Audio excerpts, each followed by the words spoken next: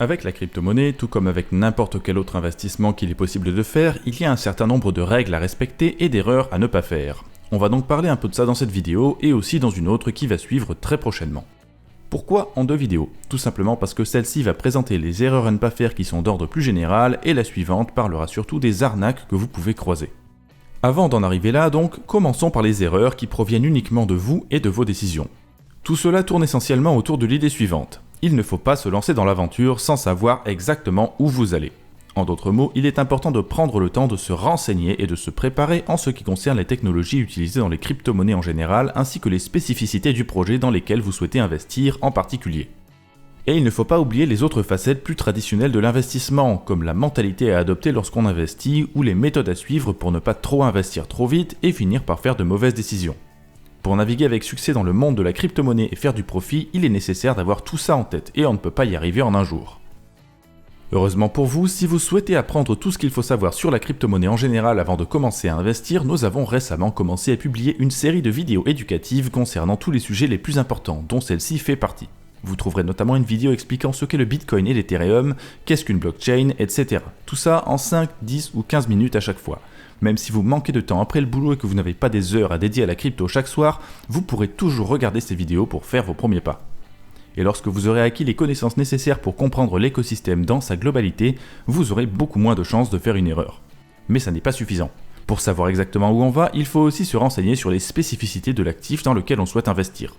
Comprendre ce qu'est une blockchain et comment le Bitcoin fonctionne, c'est bien, mais ça ne vous permettra pas de déterminer s'il est opportun de placer de l'argent sur Banky ou Uniswap. Donc dans cette logique de chercher avant tout à bien comprendre ce qu'on s'apprête à faire, il faut absolument tout analyser à propos des cryptoactifs et des applications qui vous intéressent. C'est chronophage, on ne peut pas dire le contraire, mais il n'y a pas de raccourci. Malheureusement pour beaucoup d'entre vous, ça ne sera pas facile, voire impossible, parce que la plupart des documents et informations nécessaires seront rédigés en anglais, ce qui veut dire qu'il vous faudra savoir lire l'anglais pour investir en toute sécurité. Bien sûr, il peut arriver que des documents soient traduits en français ou qu'il y ait une communauté française qui puisse vous aider. Et pour les actifs les plus connus, vous pourrez toujours trouver des vidéos sur notre chaîne YouTube ou des articles sur notre site qui vous permettront de comprendre de quoi il s'agit. Mais cela paraît évident, un grand nombre d'entre vous ne s'arrêtera pas aux actifs dont on parle sur le journal du coin, qui ne sont pas toujours ceux avec lesquels il y a la possibilité de transformer une centaine d'euros en plusieurs millions. Donc lorsque vous trouverez un nouveau jeton ou une nouvelle application décentralisée qui vous intéresse et que le journal du coin n'a jamais mentionné, gardez à l'esprit que moins vous en savez, plus c'est risqué. Et si vous prenez constamment des risques injustifiés, ça veut dire que vous avez déjà cessé d'investir et que vous ne faites pas beaucoup mieux qu'un parieur qui achète un ticket Euromillions. Vous me direz peut-être, c'est bien beau de dire qu'il faut se renseigner à propos de chaque actif dans lequel on souhaite investir, mais vous n'avez pas encore expliqué comment. Et nous allons le faire, mais dans la vidéo suivante de cette série qui vous permettra d'apprendre à analyser de nouveaux projets et ainsi éviter les arnaques. Pour l'instant, nous allons continuer de parler des différentes erreurs que l'on peut faire en dehors de ce manque de recherche et de compréhension qui reste le fléau numéro 1 des investisseurs. Car la deuxième erreur qu'il ne faut pas faire, c'est de se laisser contrôler par ses émotions. Le fameux FOMO, Fear of Missing Out en anglais, la peur de rater une belle occasion, a fait énormément de victimes, en poussant les gens à agir sans réfléchir et acheter des crypto-monnaies dont ils ne comprennent pas le fonctionnement. Et il en est de même pour le FUD, la peur et l'incertitude que l'on ressent lorsqu'on voit sa crypto-monnaie préférée critiquée par un grand nombre de gens ou lorsqu'on voit le prix baisser sans raison apparente. Les émotions vous influenceront, même quand il s'agit d'acheter ou de vendre un actif que vous comprenez parfaitement. Que le marché s'écrase ou qu'il s'envole, vous pourrez toujours finir par faire la mauvaise décision, soit en vendant un actif qui finalement voit son prix remonter juste après, soit en achetant un actif dont le prix descend juste après. Et alors là, c'est la catastrophe. Vous pouvez facilement tomber dans une spirale du stress où vous achetez et vendez constamment en faisant toute une série de petites mauvaises opérations qui vont vous faire perdre 2%, 5%, 1% à chaque fois, pour finir par perdre la moitié de ce que vous aviez et parfois même la totalité. On se dit toujours quand on arrive dans le monde de l'investissement qu'on pourra facilement résister à nos impulsions, mais pour une écrasante majorité, c'est faux. Il faut faire preuve d'un contrôle de soi absolument incroyable et garder à l'esprit à chaque instant que toute décision que l'on prend doit être mûrement réfléchie, même lorsque la situation est effrayante. Pour ceux qui n'y arrivent pas, ça n'est pas toujours très grave. On perd de l'argent, mais pas la vie, et lorsqu'on ne résiste pas à ces pulsions, de toute façon, on obtient en échange le souvenir d'un échec qui nous permettra d'éviter de refaire cette erreur.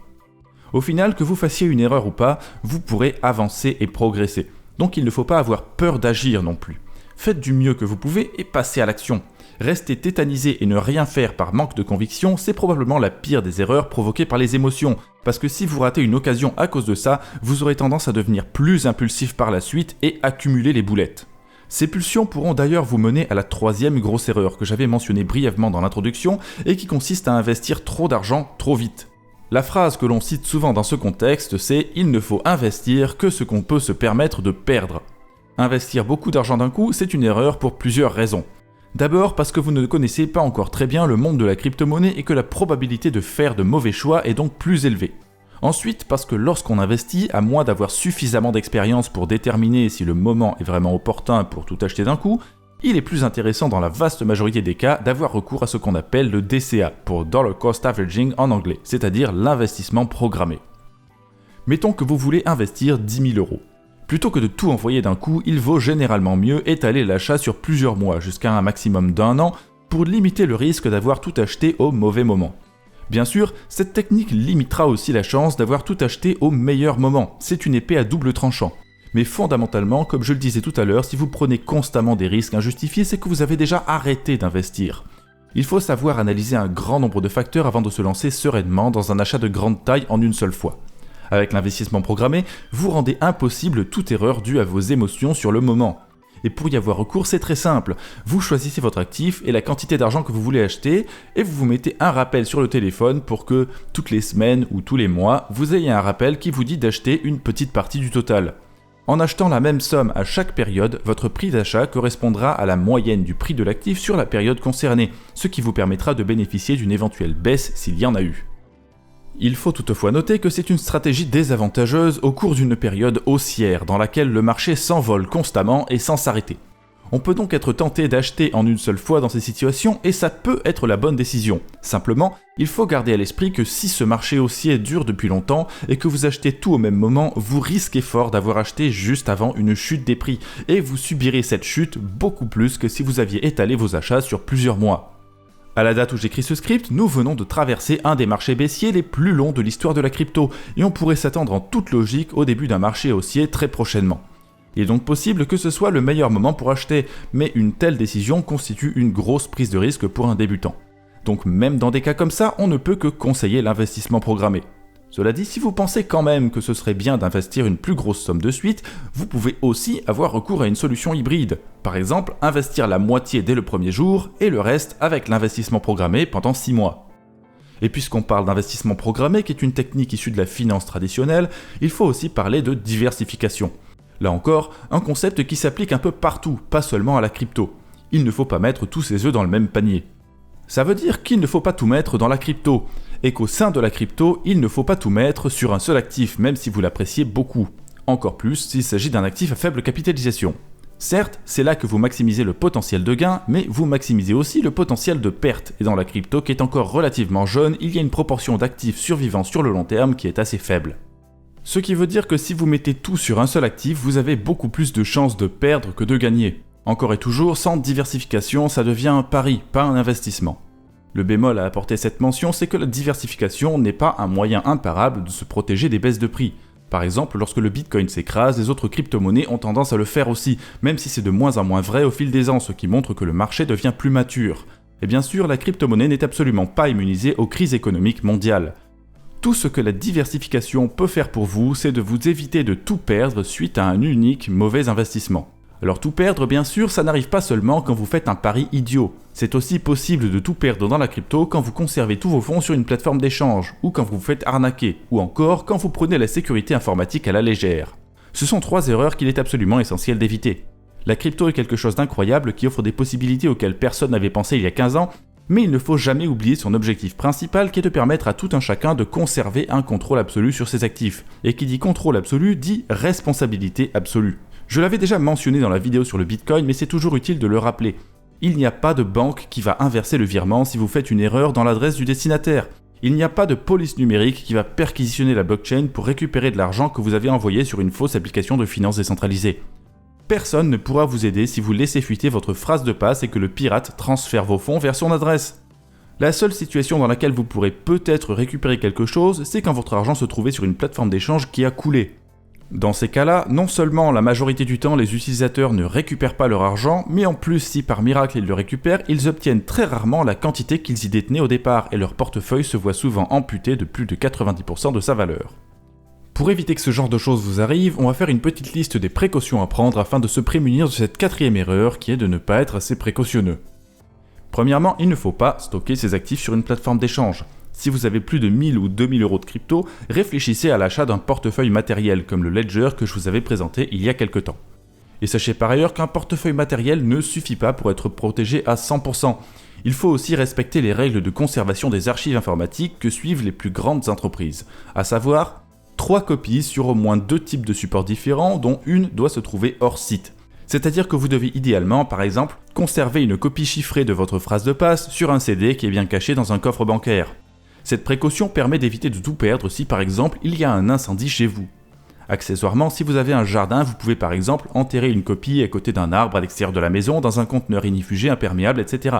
Ça vous permettra aussi de vous protéger de certaines catastrophes. L'idée ici, c'est vraiment d'essayer de faire face à toutes les éventualités.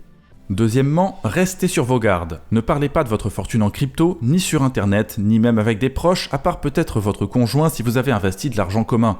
Ne faites confiance à aucune personne qui vous contacterait, que ce soit par Facebook, Telegram, Discord, Instagram ou TikTok.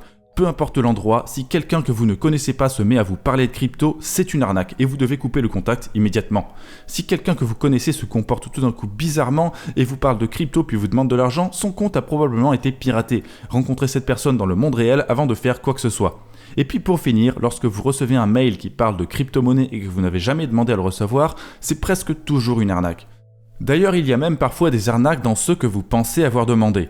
Par exemple, il m'arrive régulièrement de recevoir des mails qui sont censés provenir de Coinbase. Ces mails sont mal écrits, n'ont pas la même apparence que les vrais mails de Coinbase et c'est donc facile de se rendre compte que ce sont des faux, mais il y a aussi parfois des pirates plus intelligents qui envoient des mails vraiment crédibles. Donc avant de cliquer sur un lien dans un mail, quel qu'il soit, mettez toujours le curseur sur le lien et regardez quelle en est la destination. Il faut bien regarder l'adresse du site internet lettre par lettre et s'assurer que c'est bien le site auquel vous vous attendiez. Et si vous n'arrivez pas à déterminer s'il s'agit d'un lien authentique, gardez à l'esprit que dans la vaste majorité des cas, vous pourrez de toute façon écrire vous-même l'adresse de la plateforme dans votre navigateur et consulter la notification que vous avez reçue directement à travers l'interface du site. Comme ça, aucune chance de se faire piéger par un lien vers un site malveillant. Puis la troisième précaution, c'est tout simplement de respecter les règles de sécurité informatique de base. Utiliser des mots de passe forts, éviter les Wi-Fi publics et aussi faire attention à là où on met les pieds sur internet. Car les virus informatiques peuvent vous voler toutes vos crypto-monnaies si vous ne disposez pas d'un portefeuille matériel ou que vous avez malencontreusement oublié quelque part sur votre PC une copie non chiffrée de votre phrase de passe. Ce genre de virus a déjà été retrouvé dans des faux logiciels de triche pour des jeux en ligne, dans des jeux piratés, dans des films ou de la musique piratée pour ceux qui croient qu'un fichier .exe c'est de la musique, dans des mails avec des pièces jointes douteuses, dans des fichiers Excel avec des macros, la liste est longue. Et globalement, la solution se résume à « faites attention et ne visitez pas de sites internet bizarres ». Enfin, la quatrième précaution à prendre, qui est plus situationnelle mais essentielle malgré tout, c'est d'utiliser l'authentification à 2 facteurs. Toujours avec un logiciel 2FA comme Google Auth ou Authy, jamais par SMS. Les SMS ne sont pas du tout sécurisés et votre numéro peut facilement être détourné. Un Américain en a fait des frais il y a quelques temps et il s'est fait voler 24 millions de dollars. Pour que vos comptes de plateforme d'échange et même vos réseaux sociaux soient vraiment sécurisés, activez toujours l'authentification 2FA partout où c'est possible. Bref. Si vous réussissez à faire tout ça, vous serez effectivement suffisamment précautionneux pour ne pas risquer de tout perdre. Et puisque c'est précisément ce qu'on voulait, passons à la suite. Car la 5e erreur à ne pas faire, c'est une erreur à laquelle il est plus difficile d'échapper. Avant d'investir, en plus de la méthode pour entrer sur le marché, comme l'investissement programmé dont j'ai parlé tout à l'heure, il faut aussi prévoir une méthode de sortie. Il est essentiel, avant de commencer, de se fixer des objectifs et de les respecter quand ils sont atteints, ou à minima, des règles à respecter en toutes circonstances. Par exemple, vérifiez la valeur de votre portefeuille à intervalles réguliers et vendre la moitié d'un actif nouvellement acheté si le prix a été multiplié par 2 pour récupérer la mise de départ. Pour ça, il vaut mieux se faire un petit tableau Excel ou écrire ça sur une feuille de papier pour éviter de laisser vos objectifs évoluer trop facilement avec le temps. Parce que si vous ne fixez pas ces objectifs dès le début, vous risquez de repousser constamment le moment de la vente, puisqu'après tout, quelques euros de plus c'est toujours bien, jusqu'à ce que le marché s'effondre et que vos profits théoriques se retrouvent anéantis. En parlant de sortie du marché d'ailleurs, il est également bon de mentionner 2 choses pour finir cette vidéo. Il faut faire attention d'une part aux impôts et d'autre part aux frais d'échange. D'abord les impôts parce qu'il faut éviter d'en payer pour rien et parce qu'en France les monnaies stables permettent de les éviter, ce que j'explique dans la vidéo sur les monnaies stables dont le lien est dans la description.